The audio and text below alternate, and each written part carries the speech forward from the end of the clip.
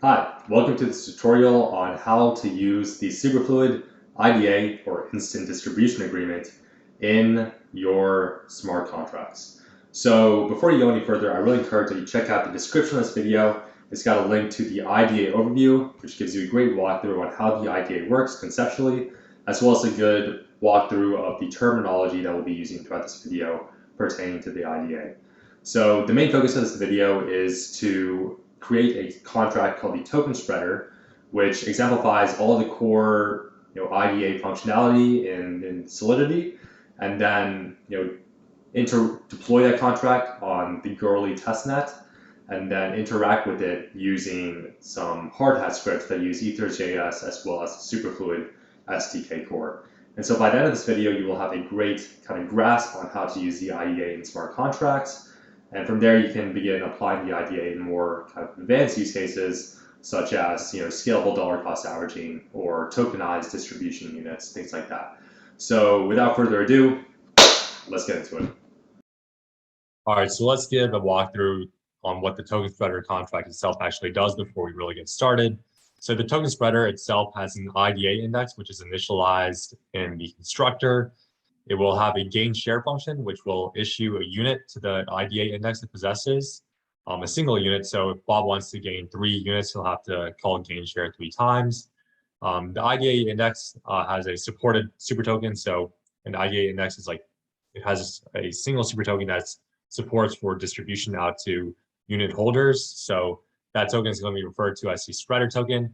Any account can send spreader tokens into the contract using a basic transfer.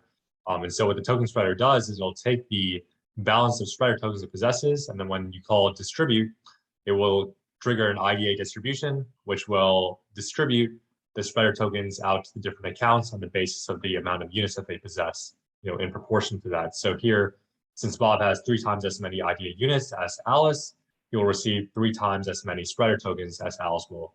And so this is super scalable. Any amount of accounts can get units here and receive a proportional amount of spreader tokens. So yeah, that's a framework. This is how this works, and we're going to dive into the Solidity next. All right, so to get started with the token spreader, you can find the example here in our GitHub. There's also the link to it in the description of the video.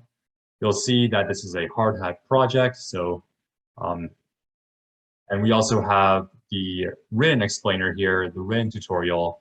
So if you're not a fan of watching, you can always go through and read up on how to get started here. It's also got the instant distribution agreement overview linked as well. So here you can see we've got the whole explainer with the terminology and nice visuals to really bring home how this all works. All right, so yeah, you can find that here. The way you'll get started is basically cloning the protocol monorepo and then entering the token spreader folder and then npm installing, so you have all the dependencies in place and ready to go. Okay, so this is the token spreader contract. Let's walk through the imports first. So we import first iSuperfluid, which is the Superfluid host contract interface. Then we have the super token interface. Then we have the instant distribution agreement interface. This lets us call the appropriate functions on the IDA. Then we have the IDA v1 library, which serves as a nice abstraction layer on top of things, which allows us to very conveniently call IDA actions. And then we have the ERC20 interface for, ease of use. I'm not sure if we actually use this anywhere though. I'll just check real quick.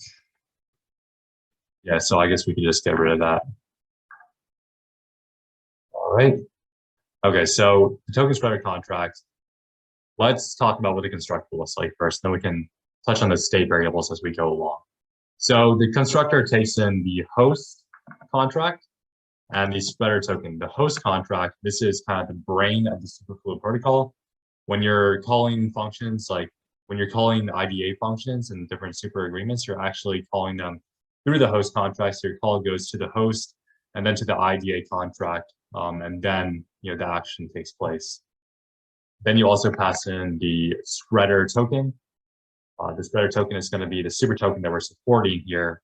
for distribution with the token spreader's IDA index. So this line basically confirms that the spreader token is in fact a super token. The spreader token, if it is in fact a super token, it will have a host register with it. And if that host is not the host that we have specified here, then we can basically deduce that it is not in fact a proper super token for our usage. And it's not supported by the super token by the Superfluid protocol. So if that passes, then we pass in the spreader token and we set as a state variable for storage here. And then we move to instantiate the IDA v1 library object. So basically what's happening here is we're passing in the Superfluid host into the IDA v1 library, and then we're also passing in the address. We're also passing in the address of the IDA contract, like the super agreement contract. So basically this kind of looks like a lot of kung fu, right? But really what's happening here is where there's a resolver inside of the host, and that host holds the addresses of all these different super agreements, including the IDA. And so by passing in this hashed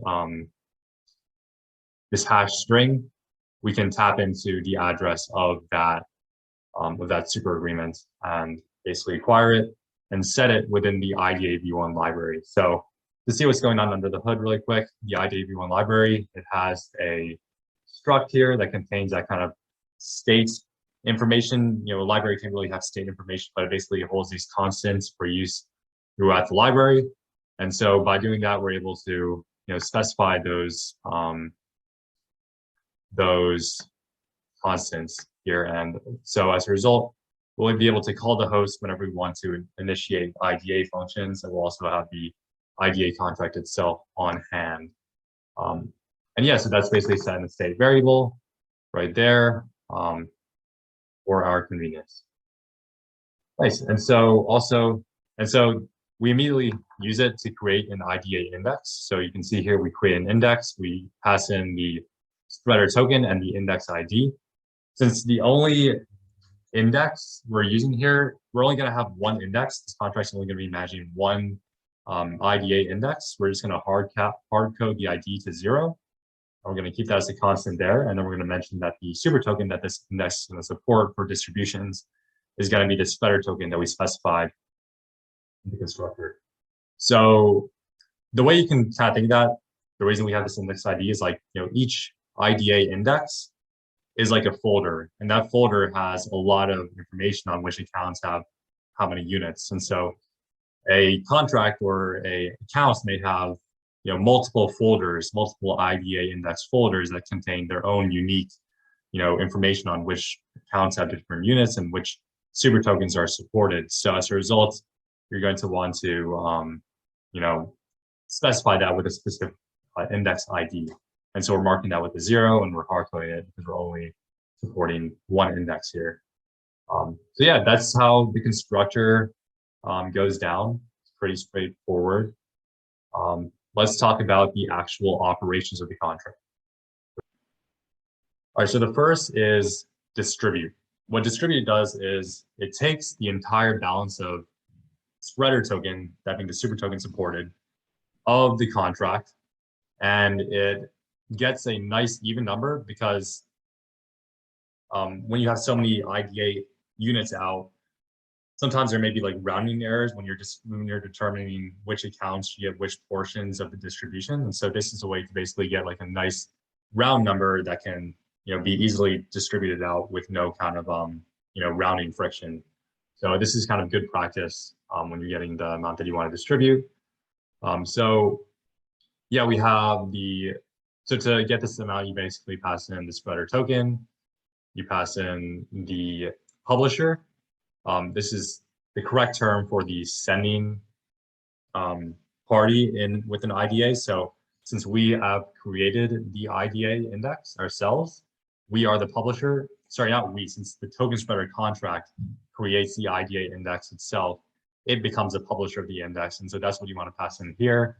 You specify the index ID, sometimes the contract, the token spreader, or whatever the situation, the wallet or the contract may have multiple index IDs. And so you want to specify which one in particular you're referring to. And then you specify the spreader token balance, that being the amount that you intend to distribute. So that's the spreader token balance. Yeah, so once we have that number, we can go forward and we can call distribute on the IDA v1 object. And so that's going to basically understand, okay, what token we want to distribute. It's going to understand the correct index we want to distribute through, and then the actual distribution amount. So, how much we want to distribute in total. And so this is going to trigger the distribution through the Superfluid IDA, and it's going to send out the tokens, the super tokens, the spreader token, out to the accounts that hold IDA units for the index that we created within the constructor, right? And so you'll notice, like going through here, that there's no kind of deposit function. Rather, you simply, if you want to load the contract with spreader tokens and make sure that this balance of returns not zero, you're going to want to basically just transfer that in. If you're ambitious, you can even stream them in with a CFA. So that's cool. And yeah, also if the contract has no super tokens in it, this function is basically not going to distribute anything. It's just going to not change any balances. That's just kind of common sense. All right, so the next functions we have here basically work with the shares that different accounts have. So we have the gainShare function, and this basically gives an account a single distribution unit. So we pick a subscriber account, and we just basically get its current amount of units held, and then we basically update it to that amount plus 1. Notice that this is a int 128. So we want an unsigned int 128. And so we want to basically cast that from the 256 that we got to make sure it's that more tightly packed 128 standard right there. All right, the other two functions we have here, lose share and delete shares, they deal with reducing the amount of IDA units that an account has. So basically here it's the same exact function, except instead of incrementing by 1, we reduce by 1. And the situation here is if an account has no initial shares and you call lose share, it's just going to revert on its own because you can't go past 0 to having a negative amount of shares. So yeah, and then we have the delete shares function, which basically sees if you have like multiple shares and just eradicates all of them. So say you're Bob in that visualization from earlier, and you had 3 shares, you call delete shares, and your shares basically go down to 0. So yeah, you could essentially accomplish the same thing as delete subscription with calling update subscription units, except instead of passing in a number, you pass in 0 here for the amount of for the new amount of units that the account is going to have. The key difference here is a little important. So when you are a receiver in an IDA, when you're a subscriber to an IDA, you have to actually subscribe to the IDA first for the tokens that are distributed through the IDA index to you to actually show up. So let's say I have like a bunch of units to this token spreader IDA index.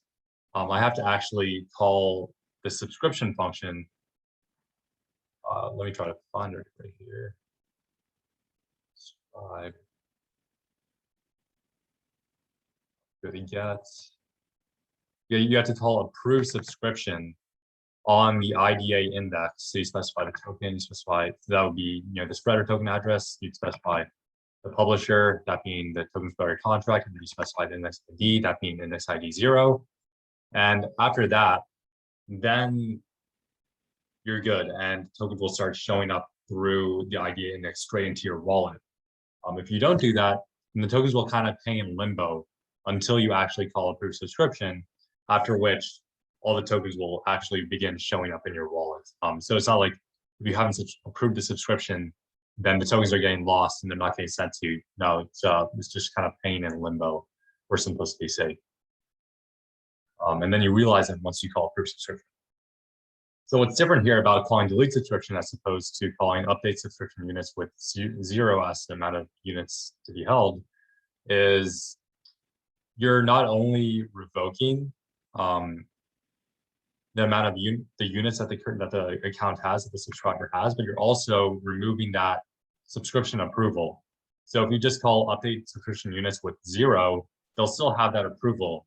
And you can increase the amount of units they have, trigger another distribution, and then they'll see those tokens show up in their account.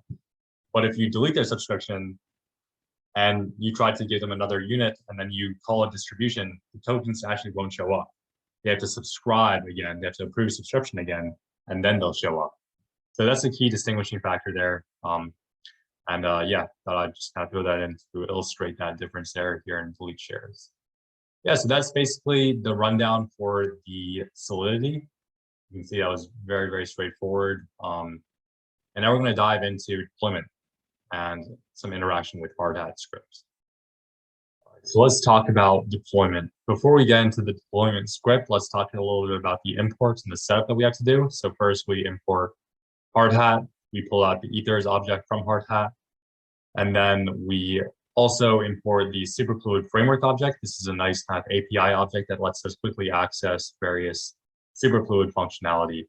So yeah, that is that. We also need to set up our environment properly. So we have this nice template. Basically, you pass in your Goerli URL, that being your RPC endpoint. You can get that from Infura, Alchemy, wherever you get your RPC endpoint. You paste that link here. Then you pass in your mnemonic. The reason I'm passing in the mnemonic instead of your private key is because the mnemonic gives you access to any number of accounts that can be generated from that mnemonic. And so for demonstration purposes, that's going to come in useful, as you'll see later on. And we also get the Etherscan API key. This is in case you want to verify your contract once it goes out, your token spreader once it goes out into deployment. And then we pass in the token spreader address upon deployment so that we can easily access it across the various scripts that we run. Also, let's check out the hard hat config. This is how we set up the Goerli config, network config to support the mnemonic setup. So we're basically able to tap into 10 accounts by doing ethers.getSigners instead of that typically returning a single account when you pass in a private key instead of a mnemonic. And then we also increase the timeout on Mocha. This allows us to basically, this gives us leeway actually in testing so that when we deploy like the Superfluid framework locally, for that testing, we don't have to, we don't run into any like timeout errors. This kind of deals with that. And then also we have this Etherscan setting here so that we can get some support with verification and have that set up natively in hard hat. Great, so now we're ready to talk about the deploy script. So what we do here is we first get the, our RPC endpoint and we pass it in to create a RPC provider object with ethers. And so this is a nice kind of object that lets us basically tap into that RPC endpoint for our Superfluid function calls, which you'll see in the framework setup here. And then we also get the actual network that we're on from that RPC provider object. So we pass in the RPC provider object here so that we have it on hand when we're doing Superfluid function calls with the Superfluid framework object that we create with this block of code here. We specify the data mode to be Web3 only, so we're only doing Web3 calls. There's also like an option to get data from the subgraph for reading functions that we're doing, but we're just going to stick with Web3 only because we're basically just writing to the blockchain when we're deploying here. And yeah, we specify the chain ID so it knows which network we're on. Yeah, so now we have our Superfluid object set up here and it's ready to go. We then tap into the load super token script. So basically what we're doing here is we're seeing, okay, the Superfluid framework object, it understands, okay, I'm calling load super token. This is the symbol for the super token, and it's able to basically return the super token object for that that symbol that we provide. So this is kind of preset. Like if I were to do like fdi xy, like this wouldn't work. It's basically like stored internally that, okay, we get the fdi x super token for the kind of symbol that we provided here. So now our DIX super token object is ready to go. Our super token, our DIX contract object is ready to go. You see it's a type super token. We then get the contract to deploy on Goerli testnet. So we basically, this is basic Ethers JS deploy flow. So we get the contract from the contracts folder. We get the correct naming, and then we basically deploy it. We specify the host address. Notice how I'm getting it straight from the Superfluid framework object. I'm able to basically pull it from the internal resolver, so to speak, within its config. It's kind of listed there. I'm just tapping into it with host address. Like if I were to pass in like the chain ID of a different network, this would pass in the appropriate host address for the new network. So it's just a nice convenience to have it right there. And then I'm passing the address of DIX. So note here that DIX is actually going to be our spreader token. It's going to be our spreader token here. All right, and then I just wait for it to be deployed. It actually kind of settles on the blockchain, and then after that, I print out the address where it's deployed. So that's what the call on your terminal will look like. So it's going to run yes hard hat scripts. This is just running the deploy script within our scripts folder. Yes, I got to specify the network that we're on. So it knows which config to look at within the hardhat.config. And then I'm going to run it. All right, so now we have successfully deployed this token spreader contract to this OX30 address. We're now going to want to put that token spreader address inside our ENV file. So I already did that off camera, but you can see that you'll want to put it in this field here in the ENV. Kind of demonstrate in the ENV template here. So once you have that set, you can basically start interacting with it now that's deployed on Goerli testnet. So I think the first thing we're going to want to do is actually give the token spreader contract some spreader tokens, some spreader super tokens to actually distribute out. Because remember, if you look at the distribute function, it just takes the balance of the spreader token that the contract possesses, and it's going to distribute that amount out. And so we want to actually give it a balance. So we can accomplish that with this transfer in spreader tokens hard hat script that I wrote. Basically, it takes the token spreader address from what you set in the ENV file, and it's going to give it 1,000 of the spreader token. So let's go here. Nothing too complicated in the setup. Same thing, loading the super tokens and the framework. We do get this token spreader contract. We do instantiate it with the basic Ethers JS flow using the ABI and the address and the provider. And we log the original token spreader balance of the spreader token. And then we go about minting FDI. So FDI, so since DIX is a wrapper super token, that means it has an underlying ERC20 token. It's basically a wrapper around an underlying ERC20 token. We're going to want to create the contract object for that underlying token. So we can mint some more of that underlying token, wrap it into super DIX, and then actually send super DIX, well, the super fake DIX out to the token spreader contract. So it has that balance. Remember, we're using this FDIX as our spreader token, that being what we set here when we deployed, right? We did that.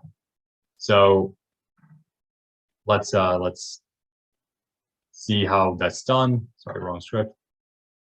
Yeah, so basically we get the FDI contract, we instantiate the same Ethers JS flow, but the one notable thing here is that we're getting the underlying token address from DIX, from the DIX contract object. And then we are getting a test token ABI. And the reason we need to specify this ABI instead of plain ERC20 ABI is because it has a public mint function that allows us to mint any amount of FDI to any address that we specify, right? And so that's not part of the typical ERC20 API. And so we get this test token API that incorporates this. So this test token API, you can find it. You can get it from the Superfluid Ethereum contracts with this file path, and you can get the API by pulling it from that file, just like that. So nothing crazy. We now have the FDI contract. We've minted some to Alice's address. Alice is then going to approve the DIX contract to spend FDI on her behalf. And the reason is the DIX contract is going to, well, the FDIX contract, sorry if I'm confusing you guys with that, is going to pull the appropriate amount of FDI from Alice's wallet to wrap into DIX for Alice, right? And so in order to do that, it needs to have the permission from Alice to actually pull that FDI from her contract. And so we're simply giving it the approval. I'm kind of giving it like double approval over the transfer amount, just for good measure. I think you can probably you'll be able to get away with just doing transfer amounts, but I just kind of did that just for good measure. And then we proceed to actually wrap the FDI into FDIX. And now Alice is sitting on this quantity of DIX that she's going to then transfer into the contract in that same amount. And then she's transferring it to the token spreader contract, that address. And once that's done, you'll be able to see the new token spreader balance has increased by 1,000 tokens. So nothing crazy here. One thing to notice is that the DIX operation, this isn't the typical, Ether's JS flow. You connect to the account and then you call it .approve. Rather, what we're doing here is we're following kind of the Superfluid SDK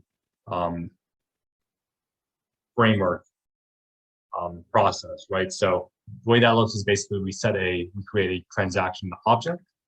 It's kind of like it's a Superfluid operation. That's the term for it. That's kind of the data type you can see there. And we basically specify, okay, this is the Superfluid DIX super token object. And the transaction we're executing is upgrade. Here are the parameters. They're set within within these curly brackets. And the parameter we're working with is the amount. We set that. And then we execute it by calling await operation.exec, and then the signer, that being the basic Ether's JS signer, that being Alice in this case. So just like that, you're able to accomplish these kinds of Superfluid operations. This super token upgrade being one of them. You'll see this occur in different scripts as well across this example. And you can see we also do it in transfer, and that's how it works when it comes to working with Superfluid objects, as well as functions called directly on the SF object, which we'll see in another script. All right, so that's enough talking. Let's actually run the script. So transfer, and let's run it. Great, so we can now see that the token spreader's balance has increased from 0 to 1,000. Great, so now it has spreader tokens in it. Let's move to start issuing out shares. So we can do that with the gainShare script. It's basically going to call gainShare on an account that we specify. So we're going to make that account Alice. And basically we go down the line here. I'm just going to walk through the script. Same kind of situation here, nothing new.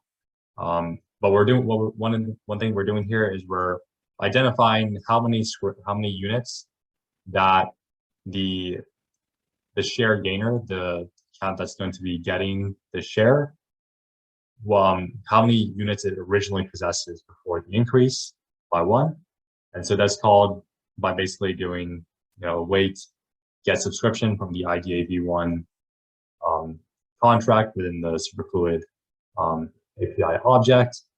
And we're able to make that call on the IDA contract, specify the correct parameters for the spreader token, the token spreader, that being the publisher of the IDA index at hand, the actual index ID. So that's basically returning 0. Just did that to show that you can pull that as a public state variable from the token spreader contract. So right there, made possible by the fact we made it public.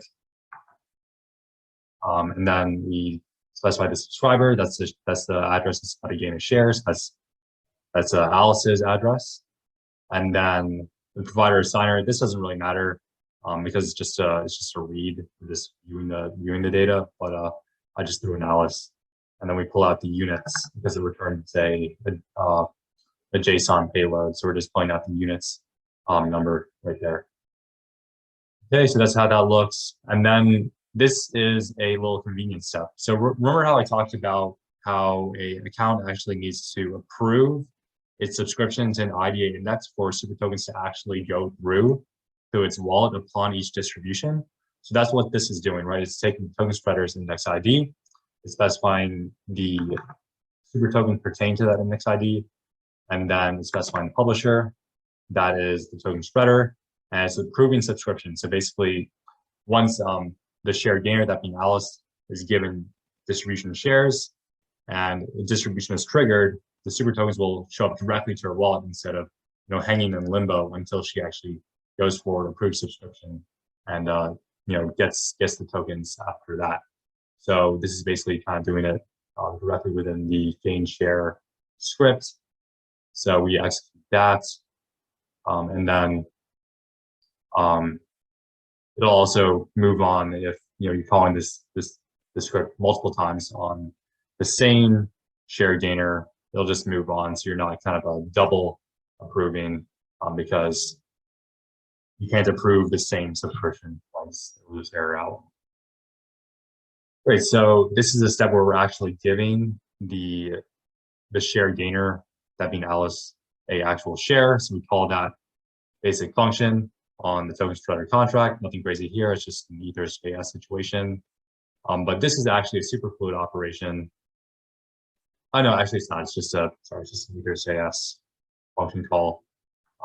We wait for it to mine on the blockchain, and then we actually call that get subscription again, and we see that it has incremented successfully up by 1. So without further ado, let's run the script. All right, share.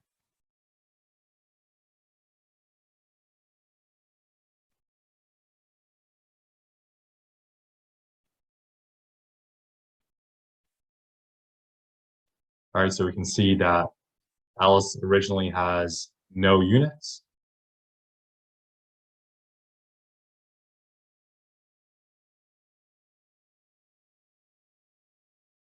And now we see that Alice now has 1 unit. So we've successfully given Alice a unit. I'm just going to go ahead and call the same thing for so let's give Alice 3 units, and let's give Bob 1 unit.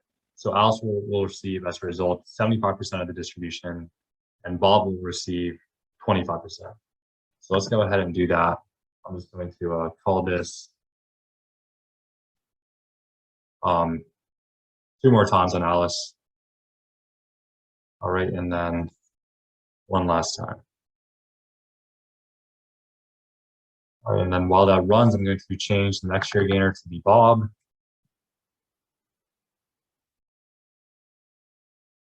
Cool. And let's call this on Bob.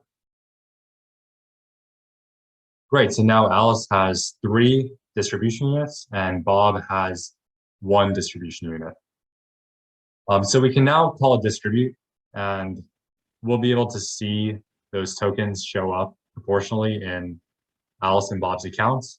But before that, I'm just going to run this script called view status, and it'll show us the initial kind of situation with Alice and Bob, which we'll see change after we call the distribute script, which will basically run the distribute on the token spreader contract. All right, so view status has been called, and we can see here that the token spreader has its 1,000 spreader tokens. There are 4 outstanding units issued by the token spreader's IDA index, and that Alice has 3 of those units and Bob has 1 of those units.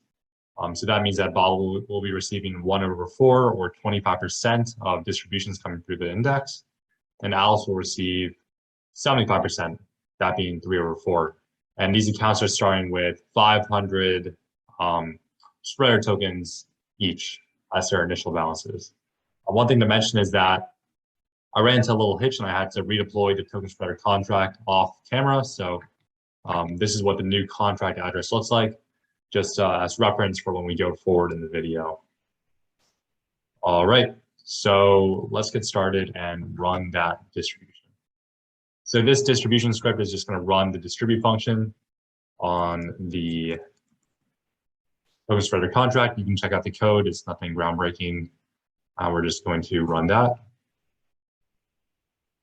All right, great. So now we can see that the distribute happened and that the spreader token balance of the token spreader contract has been zeroed out as those tokens have been sent out to the unit holders, that being Alice and Bob. So let's call view status again to see the results of that distribution on Alice and Bob's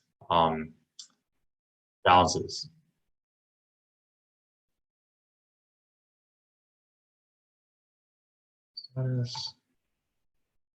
All right. Awesome. So we can see that the balance has been zeroed out, that nothing has changed with the units. These are fixed. Notice that they persist across distribution. So it's not like you trigger a distribution and all of the units get zeroed out and you have to start again. These units persist, and so you can keep on distributing tokens out through these proportions, and they'll keep on working. You don't have to go and be in the business of resetting these units each time. It's a persistent distribution layout.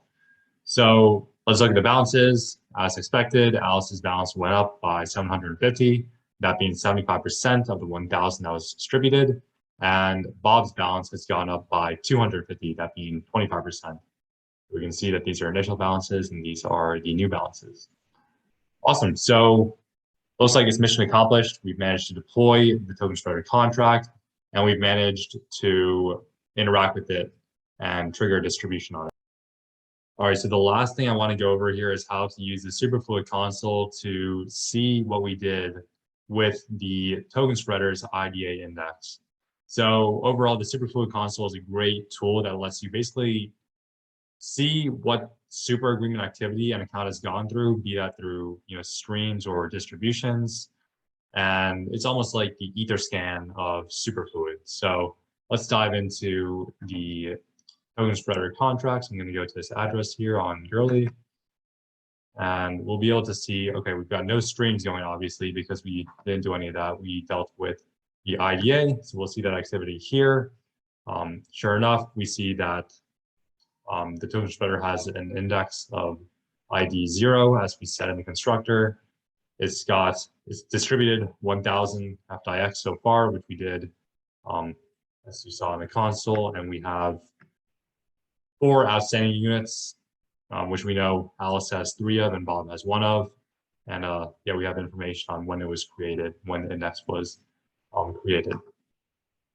Okay, so yep, same information. And then we can see, okay, the activity for the subscribers. So we can see one subscriber has gotten 750 through it and has 75% of outstanding subscription units. And then another account has 250 and 25%.